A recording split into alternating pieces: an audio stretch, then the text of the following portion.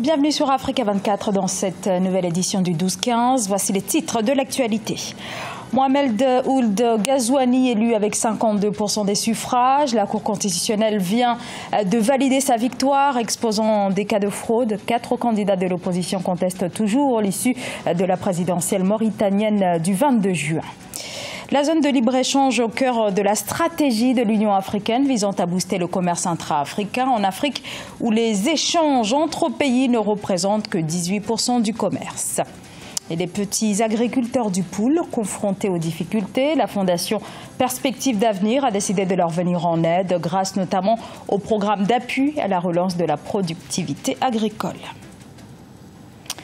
Mohamed Ould Ghazouani, vainqueur de l'élection présidentielle du 22 juin en Mauritanie, selon la Cour constitutionnelle qui a rendu son verdict il y a quelques instants, validant ainsi l'élection du général avec 52% des voix, soit la majorité absolue. Cette proclamation intervient alors que l'opposition dénonce des irrégularités. On apprend aussi que la sécurité a été renforcée dans la capitale. La juridiction, elle, indique avoir rejeté les recours de l'opposition pour je cite, insuffisance de preuves. Le général Ghazouani, le candidat du pouvoir, succédera le 2 août prochain au président sortant Mohamed Ould Abdelaziz. L'agriculture, un secteur en crise sur le continent africain et pour cause. Seuls 5 pays respectent les engagements de Maputo de 2003 d'y consacrer au moins 10% de leur budget. Le Mali, par exemple, consacre au secteur agricole moins de 1% de son budget alors que la filière demeure un secteur clé pour son économie. Le gouvernement se dit engagé à en finir avec ce paradoxe. Aïssatou Bari. Grâce à un financement de plus de 58 milliards de francs CFA, le gouvernement malien a lancé le projet inclusif des filières agricoles. Objectif, accroître l'inclusion financière des petits producteurs, des organisations professionnelles agricoles et des agro-PME. Au Mali, le secteur agricole reste l'un des principaux moteurs de l'économie nationale, alors que l'agriculture reçoit encore moins de 1% des crédits octroyés par les banques maliennes. Cette initiative du gouvernement du Mali et ses partenaires entre dans le cadre de la mise en œuvre de la politique de développement agricole du Mali adoptée en 2013 qui promeut une transformation de l'agriculture qui doit se caractériser par l'intensification durable des systèmes de production et une optimisation des produits agricoles. Au Mali, le taux de bancarisation n'est que de 20%. L'initiative devrait donc conduire à bancariser 440 000 petits producteurs et 360 organisateurs professionnels agricoles, dont 50% des femmes et jeunes. Il s'agit d'une gestion collective. Il peut y avoir un compte banque pour tout un groupe et ils s'organisent sous forme de mutuelle pour essayer de gérer ces ressources-là. Mais demander à chaque paysan d'ouvrir un compte banque, d'avoir un prêt, vu l'état d'organisation de ses activités et vu l'état même du périmètre, c'est la meilleure technique en l'état actuel des choses. À l'étape actuelle, seules 5 régions du Mali sont concernées par le dit projet. Il s'agit entre autres des régions de Kaï, de Ségou et de Mopti. Mais celui-ci devrait s'étendre sur le reste du territoire en fonction de l'évolution des conditions sécuritaires. Sans doute le sujet brûlant du prochain sommet de l'Union africaine qui se tiendra dans quelques jours à Niamey au Niger. Et c'est la zone de libre-échange africaine, le plus vaste marché commun au monde. Il est opérationnel depuis fin mai. La ZLEC, dont le but ultime est d'augmenter le commerce intra-africain de 60% d'ici à 2022. Michael Dingoswa. Dans son rapport 2019 sur l'Afrique publié ce mercredi 26 juin, la Conférence des Nations Unies pour le commerce et le développement met un coup de projecteur sur la zone de libre-échange continentale africaine. Une fois en place, la ZLECAf pourra faire progresser le PIB des pays membres de 1 à 3%, une fois tous les droits de douane supprimés. À cela s'ajoute la progression du commerce intra-africain qui devrait atteindre 33%. C'est qu'entre-temps, ce qu'il faudrait faire, c'est développer l'industrialisation de l'Afrique. Parce que les échanges ne peuvent augmenter qu'à travers les produits industriels, puisque chacun produit pour soi les produits alimentaires. L'Afrique est en effet très en retard en matière d'échanges intercontinentaux. Le commerce intra-africain ne représente que 15% du total des échanges sur le continent contre 67% pour les flux commerciaux intra-européens.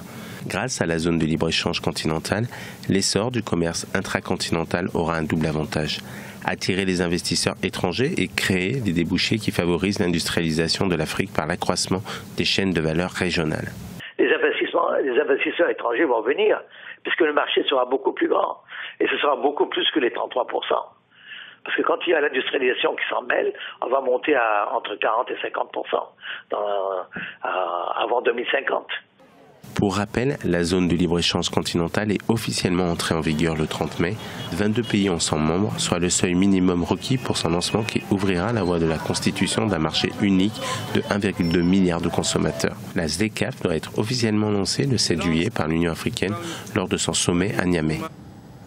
La BEAC plafonne les retraits et paiements par carte bancaire. L'institution fixe à 5 millions de francs CFA le montant maximum par personne des opérations de paiement et retrait sur guichets et terminaux situés à l'extérieur de la zone CEMAC. Une mesure qui intervient dans un contexte marqué par une pénurie de devises dans la sous-région. Les précisions de Siamlo Victoria Sedji.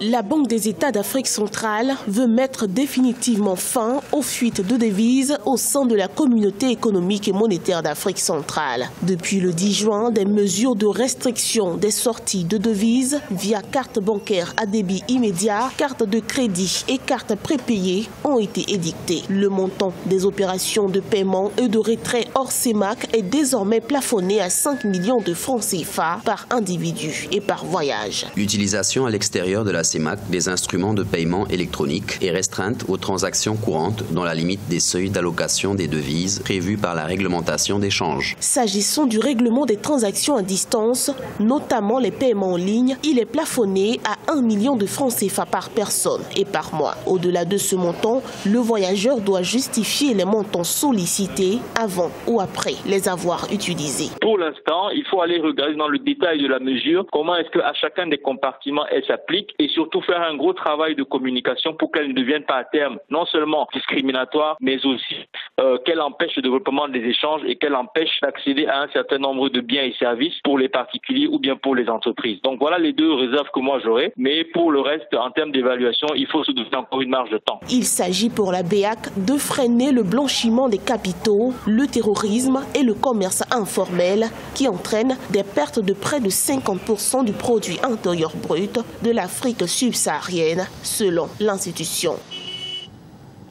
Le Pool, longtemps considéré comme le grenier de Brazzaville, peine à relancer son agriculture, fragilisée par le conflit qui a secoué ce département entre 2016 et 2017. C'est pour secourir les agriculteurs qui réclament la mécanisation de leurs activités. Un nouveau matériel vient de leur être distribué par la Fondation Perspective d'Avenir. Voyez ce reportage de notre correspondant au Congo, Deva Pansou. 5000 personnes vont bénéficier, et ce pendant une année, dans le département du Pool, du programme d'appui à la relance de la productivité agricole lancé ce samedi 29 juin 2019 à Kinkala. Durant cette période, des petits agriculteurs aux moyens limités pourront bénéficier de la préparation des terres par ces tracteurs mis à leur disposition. C'est environ 1000 hectares de terres qui seront emblavés à cet effet. Une initiative salvatrice selon les bénéficiaires. Par rapport à la façon que nous travaillons, on travaillait manuellement.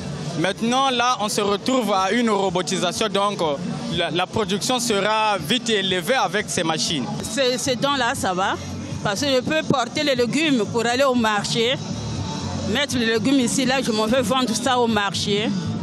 Comme j'ai eu le machette, là-haut, donc vraiment, je suis très heureux. Ce dispositif d'accompagnement mis en place dans une première phase dans le département du Pool vise à améliorer la productivité des acteurs agropastoraux et au développement des unités de production en mettant à leur disposition, outre les tracteurs, des semences améliorées. Ils seront également formés aux nouvelles pratiques agricoles. On a un quota de 1000 hectares qu'on doit faire à la population, aux personnes vulnérables, très précaires, pour leur permettre de relancer leur productivité. À noter que le programme d'appui à la relance de la productivité agricole qui vient d'être lancé est un programme permanent financé par des entreprises partenaires de la Fondation Perspective d'Avenir. C'est l'AS Sonidep qui portera les couleurs du Niger à la prochaine Champions League africaine. Le club s'est imposé ce 29 juin face à l'Union sportive de la gendarmerie USGN lors de la finale de la Coupe nationale sur un score d'1-0, validant ainsi son ticket pour la compétition continentale. Reportage, notre correspondant Sadou Alizé Moukar. L'association sportive de la SONIDEP, vainqueur de la Coupe nationale du Niger, édition 2019, et ce, une semaine après son sacre à la Super League 2018-2019, qui lui a valu le titre de champion national de football au Niger. En finale de la 45e édition de la Coupe nationale, les pétroliers ont su le score de 1-0 battu l'Union sportive de la gendarmerie pour décrocher leur deuxième titre de cette prestigieuse coupe. Ce soir, on fait le doublé. D'abord, on a gagné la Super Coupe en début de saison, le titre de champion et aujourd'hui la Dame Coupe nationale. Je dis vraiment c'est une saison aboutie. Nous allons continuer à travailler et tout faire pour honorer notre pays dans les compétitions africaines. Finaliste malheureuse, l'Union sportive de la gendarmerie représentera le Niger en Coupe de la Confédération africaine la saison prochaine. Elle a décroché la médaille de bronze plus la somme de 2 millions de francs CFA. Nous sommes dessus parce que l'adversaire, je pense que dans le jeu, nous n'avons pas démérité du tout. Nous avons raté une occasion, sur cette même occasion, ça s'est transformé malheureusement en but contre nous. Nous n'avons pas été lucides en défense. C'est une équipe jeune, nous allons continuer à travailler. Et très certainement, ils vont gagner en expérience. L'Union sportive de la SONIDEP empoche, elle, la somme de 4 millions de francs CFA et représentera le pays à la prochaine édition de la Champions League africaine. Ce journal a été réalisé par l'ensemble de la rédaction. Merci de votre fidélité. Dans un instant, une nouvelle édition de l'actualité sur Africa 24.